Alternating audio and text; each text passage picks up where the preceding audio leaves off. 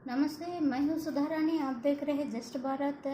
ये वीडियो आगे जाने से पहले मैं आप सभी को श्री रामनवमी का हार्दिक शुभकामनाएं और उगादि पर्वदिन का हार्दिक शुभकामनाएं बोलना चाहती हूँ। जय श्री राम। मैं लगातार 2 हफ्ते से रिपब्लिक चैनल अर्णव गोस्वामी जी ने एक विषय पर, एक सब्जेक्ट पर खूब सारी चर्चा की। वो है राहुल गांधी का गद्दारी। मास्क इज ऑफ बोल के उन्होंने हैशटैग दिया। उन्हें फॉरेन हेल्प मांग रहे हैं राहुल गांधी बोल के एक हैशटैग दिया।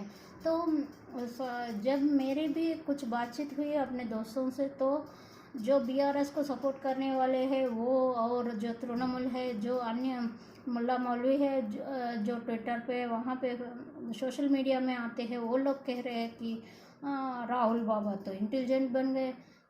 तो इनका इंटेलिजेंट का अचानक या पप्पू के चेहरे पे सामने रखकर वो कुछ साजिश रचना चाहते हैं, या सच में वो ब्रिलियंट है। तो इसका मैं भी थोड़ी दिन कन्फ्यूजन हुई, मगर ये पप्पू का इतना इंटेलिजेंट बनने की ज़रूरत नहीं है। उनके पीछे कुछ, मगर कुछ ऐसा बोल दिया उन्होंने फॉरेन लैंड में कि आप आइए और इंडिया पर डेमोक्रेसी अच्छी नहीं है, उस पर इन्वाइट कीजिए। ऐसा जब हिस्ट्री में देखे तो जयचंद पृथ्वीराज चौहान के ऊपर इनवाइट करो बोल के गौरी को इनविटेशन दिया। ऐसा गद्दारी पर तुले हुए हैं। तो एक्चुअली हम लोग जब बात करते हैं राहुल गांधी का, तो वो पप्पू है बोल के उन्होंने खुद पार्लियामेंट में एक्सेप्ट किया। तो अचानक इतना बढ़िया बात कैसे बोली? ये अब गलती में हो गई या जानबूझ के किया? तो मैं जब कन्फ्यूजन से निकली तो ये इसका राज अब सामने आया कि वो पप्पू के चेहरे सामने रखकर साजिश बनाए। तो इसका उनका क्या कॉन्फिडेंस है? तो अगर ऐसा बोले तो भी भारत से बचकर निकल सकता है, भारत के अटैक से बचकर निकल सकता है। तो उनका कुछ कॉन्फिडेंस होना चाहिए, नहीं तो कुछ उनके पीछे कोई भी है जो उनको सपोर्ट देंगे, ये पक्का मालूम करके ही वो स्टेप लिया। तो ये स्टेप लेने से पहले तो हमको इस स्टेप की वजह है वो राहुल गांधी अचानक ब्रिलियंट बनने का, डेमोक्रेसी खतरे में है बोलने का, और उसकी ठीक 1 हफ्ते के बाद गुजरात से कोर्ट का इनका कन्विक्शन आ रहा और ऑटोमेटिकली इनका पार्लियामेंट्री मेंबरशिप ख़त्म होना, ये सब होकर और अचानक यूएस से इनको सपोर्ट मिलना, ये सीरियल नहीं हो सकता है। जब राहुल गांधी को खूब पता चल गया कि भारत जोड़ो यात्रा में भारत तोड़ो यात्रा का रिजल्ट आई, और अगर वो वायनाड से फिर से पार्लियामेंट के लिए लड़ा तो वो हार जाएंगे, इसका पक्का इन्फॉर्मेशन उनके पास है। तो क्या करना है मोदी जी को निकालने का? तो अल्टीमेट रास्ता है जो कंट्री में भी कोई ऐसा आदमी नहीं है उनको सपोर्ट करने से मोदी को निकाल देंगे और उसको रख देंगे, ऐसा कोई परफेक्ट पर्सन भी उनको नहीं दिख रहा। और कांग्रेस इतने इजीली अपने हाथ से सत्ता नहीं खोना चाहती। तो अल्टीमेट स्टेप है फॉरेन हैंड का हेल्प मांगना। तो ये मांग लिया तो बाकी दिन तो उनका चलना है ना भारत देश में। तो क्या है उनका कॉन्फिडेंस वाला जो ये स्टेप लेने से पहले उनका कॉन्फिडेंस है क्या है कि उनको हर कोई उनको सपोर्ट देंगे, अपोजिशन पार्टी। तो इसके लिए हम अगर सोचे तो आपको एक एग्जांपल देके बताना चाहती हूँ। वो है कांग्रेस का इकोसिस्टम। ये कांग्रेस का इकोसिस्टम ऐसा काम करती है, जब जब गांधी फैमिली का परिवार हार जाती होती है, ये लोग उनको उठाने के लिए खूब सारी कोशिश करते हैं।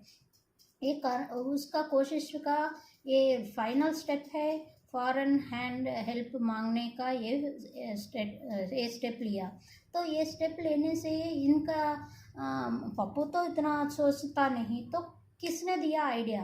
वो उस बात पर हम ये इस एक्चुअल सब्जेक्ट है, कौन उनको इतना सपोर्ट दे रहा है कि भारत अगेंस्ट जाओ, हम तुम्हें बचा लेंगे, इतना बढ़िया स्टेप लो बोल के उनको कौन कॉन्फिडेंस दे रहा है? पहले उनको हम फाइंड आउट करें तो राहुल गांधी पप्पू है या इंटेलिजेंट है, क्या है कांग्रेस का इकोसिस्टम?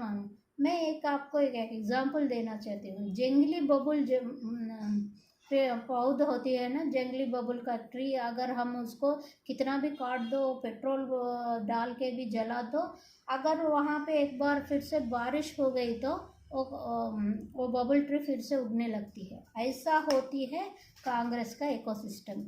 जब जब कांग्रेस अपने सत्ता खोती जाते रहते, तो ये लोग नीचे से उनको उठाने के लिए काम करते रहते हैं। उसमें टुकड़े टुकड़े गैंग उनका राइट हैंड है, तो ये लोग पीछे से काम करने वाले लेफ्ट हैंड है, जो ये कभी जनता के सामने ऐसे आते हैं कि सच में राहुल गांधी, ये गांधी फैमिली ब्रिलियंट है, और उन लोग जो भी काम करते हैं देश के हित के लिए करते हैं। कांग्रेस से बढ़िया कोई इस देश में अपना सत्ता चला नहीं सकते। ये ऐसा ही साजिश बना के जनता पार्टी का आइडियोलॉजी को समाप्त करने का भी बहुत सारे कोशिश हुए। ये आप हिस्ट्री में जानेंगे तो कांग्रेस पार्टी ने कितने कितने रीजनल पार्टी को अपने में समा लिया, आप खूब तरह जानते हैं। तो आज इस बात कर, इस मुद्दे पर रियो खन्ना जो यूएस पार्लियामेंट्री मेंबर है, उसने कैसे राहुल गांधी को सपोर्ट दिया, इसका राहुल गांधी से क्या रिश्ता है, ये सब ये वीडियो में जानेंगे। Welcome to just Bharat.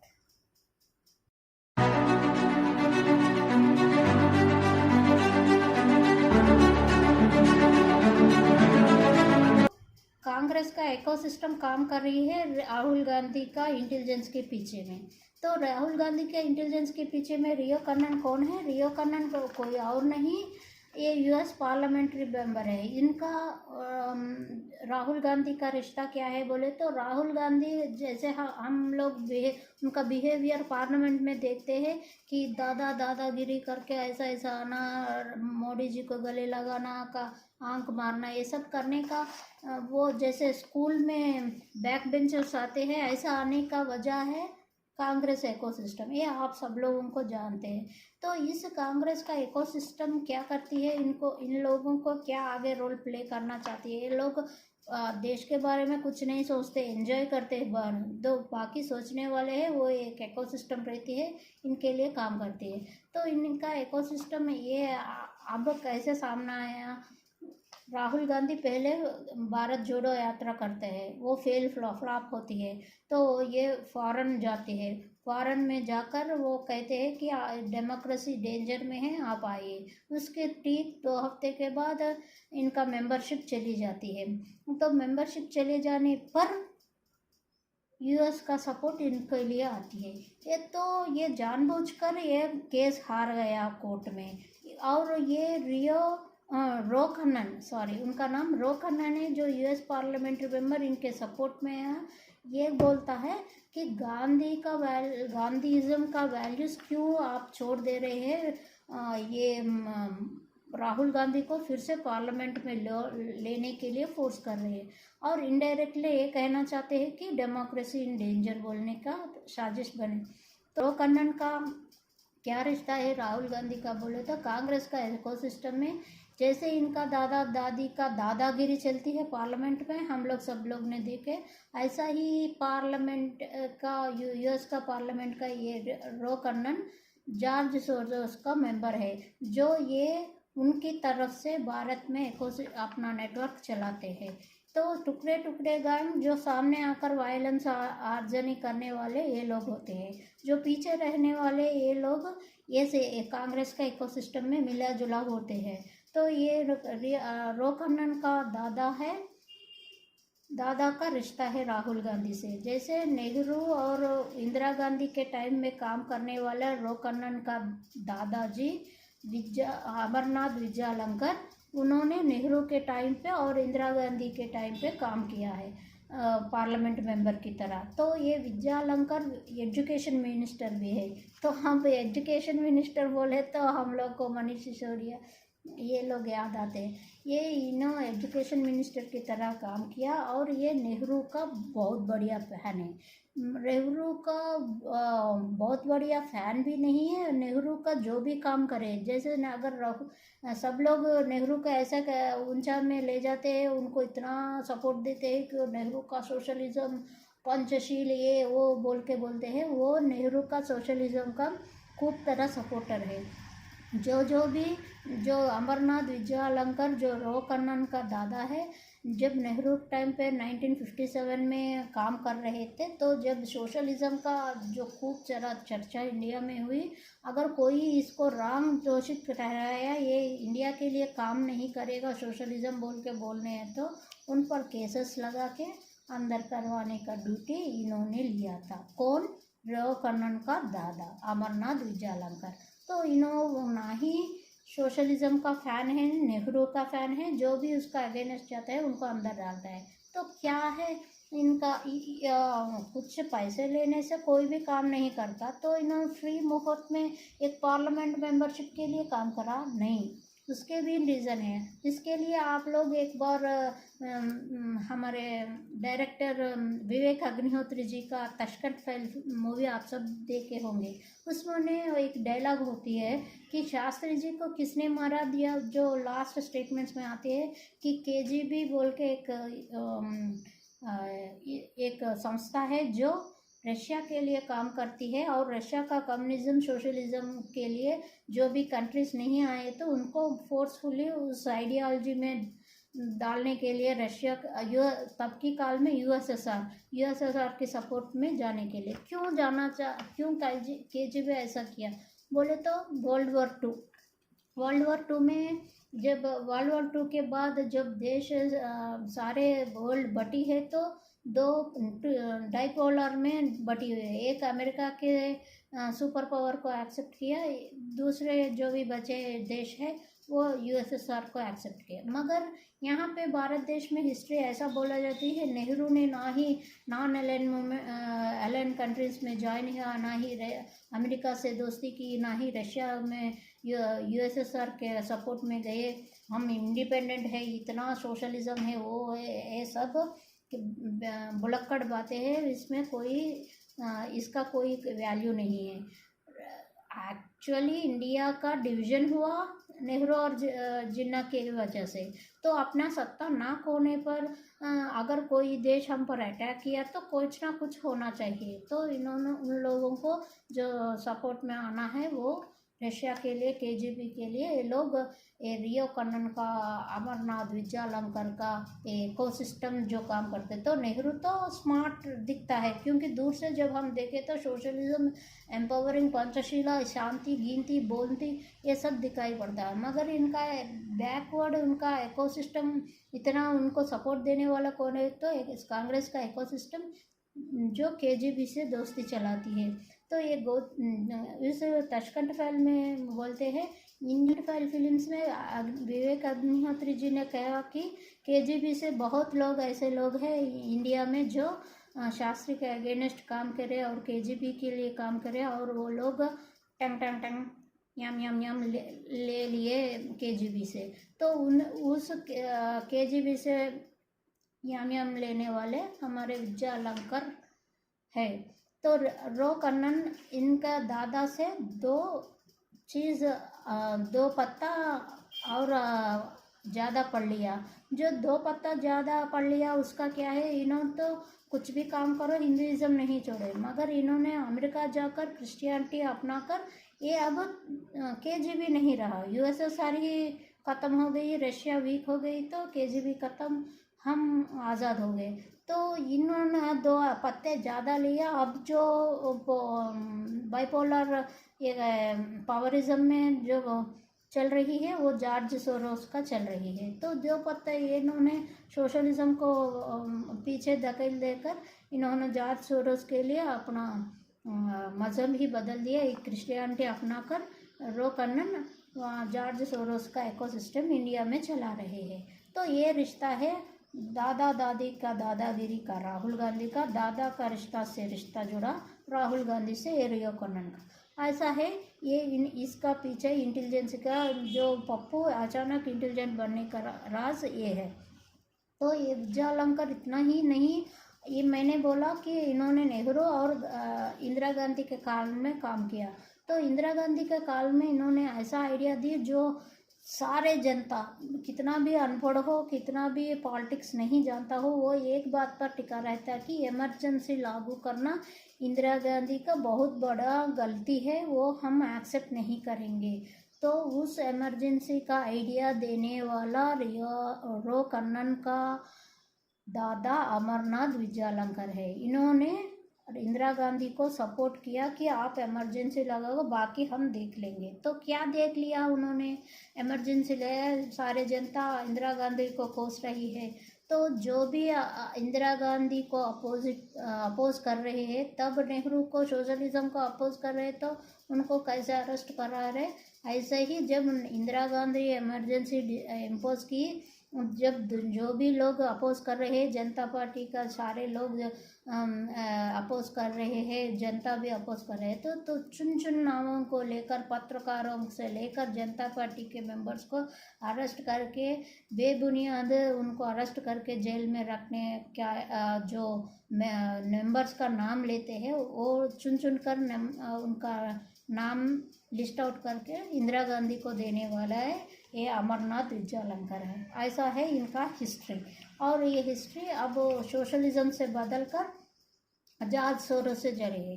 तो जॉर्ज सोरोस का अब काम करना है, तो इसको same matching to matching Rahul Gandhi मिल गया। अब तब तो नेहरू सोशलिज्म था, तब केजीबी के साथ काम करे। अब नेहरू गए, सोशलिज्म चली गई, अब जॉर्ज सोरोस का हवा चल रहा है। तो कांग्रेस का ऐसा सिस्टम, वहाँ पे कम्युनिज्म छोड़कर, कम्युनिज्म का लेटेस्ट पार्ट जॉर्ज सोरोस का, वो उस पार्ट में चली गई। तो रो कन्नन का ये, इसीलिए उन्होंने सामने आकर उनका सपोर्ट में अपना भाषण दिखाया और मोदी जी को बोले कि गांधीइज्म का वैल्यूज नहीं। मगर कैसे भूल जाते हैं, 2013 में ये रिपीटेडली ऑफेंस कर रहे हैं। कभी राफेल बोलते हैं, कभी मोदी जी का सरनेम लेकर गाली गलौज करते हैं, कभी उनका अपमान करते हैं। ये कंटिन्यूस नॉन स्टॉप ये गलती करे तो क्यों हमको उनको इतना पैम्पर करना है? क्योंकि इनका इकोसिस्टम है, इसीलिए हम डरना है क्या? वो डरना है कि इसकी वजह से मेरा मेंबरशिप चली जाती है? मगर उसको डर नहीं है, उसको अभी तक भी नहीं मालूम है कि सब लोगों ने उनका दादागिरी को अपोज कर रहे हैं। जनता उसको वायनाड से भी अगर कंटेस्ट करा तो उनको हार ही मिलेगी। ये सब जानते हुए भी इतना करने का दादागिरी नहीं है, तो ये क्या है? तो ये उसका है। तो रही अर्नब गोस्वामी जी ने एक बहुत खूब बात बोली, मास्क ऑफ बोल के, जो सेकंड टाइम उन्होंने डेब्यूट किया, तो तब उन्होंने कहा कि क्या माउंट मोनी को अरेस्ट करेंगे कि नहीं, उनको ऐसे ही छोड़ देंगे बोल के उन्होंने बात बोला। आप मास्क ऑफ डेविड भी देख सकते हैं। तो माउंट मोनी, ये मनमोहन सिंह का भी इतना नीट कल्चर उन्होंने जो अपने के लिए एक आरा क्रिएट करा कि वो अच्छा है, उनको फोर्स किया गया है इसीलिए नहीं। मनमोहन सिंह का बेटी भी जॉर्ज सोरोस का जो ओपन सोसाइटी है उसमें वो काम करती है। इसीलिए 15 इयर्स जो भी 2000 से इन कांग्रेस का UPA 1 UPA 2 आयाम का जो भी उन्होंने माउंट मोनी की तरह सबको एक्सेप्ट करते करते चले गए, इसका रीज़न है वो ये इकोसिस्टम का पार्ट है मनमोहन सिंह और उनका फैमिली। तो ये फैमिली का परिवारवाद बोले तो सब लोग जब भी मोदी जी परिवारवाद के बारे में बोले तो खाली हमको कांग्रेस और रॉबर्ट वाड्रा फैमिली और सोनिया गांधी का फैमिली ही याद आती है। नहीं, फैमिली परिवारवाद बोले तो है। मोदी जी ऐसे ही कुछ इजीली बात नहीं करते, मगर जब वो बात करते हैं उसका हम लोग सीरियसली इन्वेस्टिगेट करना है। इतना बड़ा परिवारवाद इकोसिस्टम की तरह कर रहे हैं। नहीं तो राहुल गांधी के से क्या रिलेशन है कि एक पार्लियामेंट मेंबर, US पार्लियामेंट, अगर कुछ बोलना है तो US का मिनिस्टर ऑफ एक्सटर्नल अफेयर्स को ही बोलना है। यहाँ पे जैसे हमारा एक्सटर्नल अफेयर्स मिनिस्टर है वैसा बोलना। कोई भी अगर डेमोक्रेसी है, डेंजर है, कुछ है, उनका स्टेटमेंट जब वो लोग बोलते हैं तो सारी US बोल रही है उसका मतलब आते हैं। एक पार्लियामेंट मेंबर आकर ऐसा बोल रहे हैं तो ये गलत चीज़ हो रही है बोले तो आपको समझ में आना चाहिए। तो ये कांग्रेस का इकोसिस्टम नहीं है और ये यूएस से कोई लेना देना नहीं है। अब आप तय कीजिए, आप बीआरएस को करेंगे वोट या तृणमूल को करेंगे। ये लोग भी कांग्रेस के लिए सपोर्ट में जाकर ब्लैक कुर्ती पर फैशन परेड कर रहे हैं। वो सब भी गद्दारों के जयचंद के नाम से ही जाना जाएंगे। अब आप डिसाइड करेंगे क्या आप बीआरएस को वोट करेंगे या तृणमूल को वोट करेंगे, क्या अन्य पार्टी कम्युनिस्ट पार्टियों को वोट करेंगे या मोदी जी को वोट करेंगे। इतना उन पर साजिश करने पर भी उन्होंने कभी हाय हुई नहीं बोले और किसी के ऊपर डायरेक्टली कुछ गाली गलौज का अटैक नहीं किया। क्या वो प्रोटेक्टर बन के डेमोक्रेसी का उन्होंने काम कर रहे हैं या डेमोक्रेसी को तोड़ने का काम राहुल गांधी कर रहे हैं, ये आप लोग ही डिसाइड करें। ये सब लोग जानते हैं, मगर जब हम वोटिंग टाइम पे आए तो मैं इसीलिए ये वीडियो बना रही हूँ क्योंकि जब वोटिंग का टाइम आती है सारे पढ़े लोग जो हिंदू का बहुत सारे लोग हैं और मेरा एक वोट देने से क्या होता, क्या अगर नहीं होता। अगर हमको वोट नहीं दिया तो हमको पूछने का जो हक होती है वो हक चली जाती है। हम वोट देंगे तो हम पूछ सकते हैं, हम वोट देकर ही कुछ इस डेमोक्रेसी में मांग सकते हैं। तो आप वोट देने से पहले सोचिए कि आपका वोट भी वैल्यू रखती है। आप वोट देंगे तो ही आपका जनरल नॉलेज या ये सब जो आप पैसे कमा रहे हैं आपके फैमिली के लिए वो बच सकती है। नहीं तो अब तक हम पाकिस्तान बन रहे थे कंगाल देश और पाकिस्तान इंडिया की तरह वो 5 ट्रिलियन इकोनॉमी से जाते हुए ऊपर से टेररिज्म हम पर तोपती होती है। क्योंकि आप लोगों को अभी तक मालूम हो गया हो कि कैसे चिदम्बरम ने हमारा प्रिंटिंग मिशन ही दे दिया। इसीलिए मोदी जी को 2018 में डिमोनेटाइजेशन करने का इतना बड़ा स्टेप उन्होंने हाई हुई, डेमोक्रेसी फेल हो गई। उन्होंने कभी चिदम्बरम का नाम भी लिया मगर काम किया क्योंकि उन्होंने होमवर्क किया। इसीलिए वो इतने बोले तो एक घर में बड़े लोग होते हैं जो वो लोग हम कितना भी ना ड्रामा करें, कितना भी गलत काम करें तो वो लोग अपने फैमिली को प्रोटेक्ट करने के लिए ही सोचते हैं। ऐसा ही चिदम्बरम ये लोग कितना परिवारवाद मगर मोदी जी का सामने एक ही है, मैं 5 साल इस कुर्सी में बैठ रहा हूँ तो मैं देश के लिए क्या कर सकता हूँ। वो ही सोच है उनका अलग कोई सोच नहीं है। वो उन्होंने कभी गाली गलौज का ये ड्रामा पर उतर नहीं आए। कभी कहा तो वो परिवारवाद पर अटैक करा तो परिवारवाद का आप एग्जाम्पल इस जेड से मालूम कर सकते हैं। कांग्रेस का इकोसिस्टम उनका परिवारवाद कैसे जुड़ा मिला है। कभी केजीबी, कभी जॉर्ज सोरोस के लिए काम करने वाले ये लोग डेमोक्रेसी को बचाने के लिए बात करते हैं।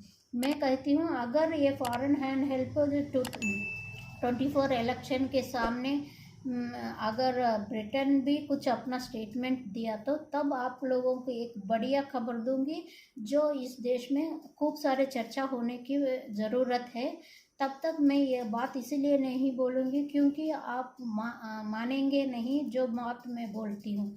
अगर इस खेल में ये फॉरेन हेल्प में यूके का कुछ स्टेटमेंट इंडिया के अगेंस्ट आया तो मैं आपको तब ये इम्पॉर्टेंट पॉइंट जो हर एक भारतवासी को जानना ज़रूरी है वो बात बता दूंगी। यूके में ऋषि सुनक होने कितना फ़ायदेमंद है और 2024 इलेक्शंस का Rishi Sunak British prime minister बन के रहना हमारे लिए क्यों ज़रूरी है। नहीं तो क्या होने वाली है अगर यूके इंडिया अगेंस्ट कुछ स्टेटमेंट दिए तो तब बोलूँगी, नहीं तो आप लोग मानेंगे नहीं। इसका कोई वैल्यू नहीं है, ये हवाई बात होगी। वो बात हर एक को कभी ना कभी जानना ज़रूरी है। मैं अगले वीडियो में बताने की कोशिश करूँगी। अगर 2024 इलेक्शंस में फिर से मोदी आ गया तो ये इकोसिस्टम पूरी तरह फेल होगी, इसका मैं गारंटी दे सकती हूँ। तो अब हमारा ड्यूटी है सोच समझकर वोट देना है, सोच समझकर हमारे डेमोक्रेसी को प्रोटेक्ट करना है। तो और एक वीडियो में मिलने तक मैं लेती हूँ अलविदा। जय हिंद, जय भारत।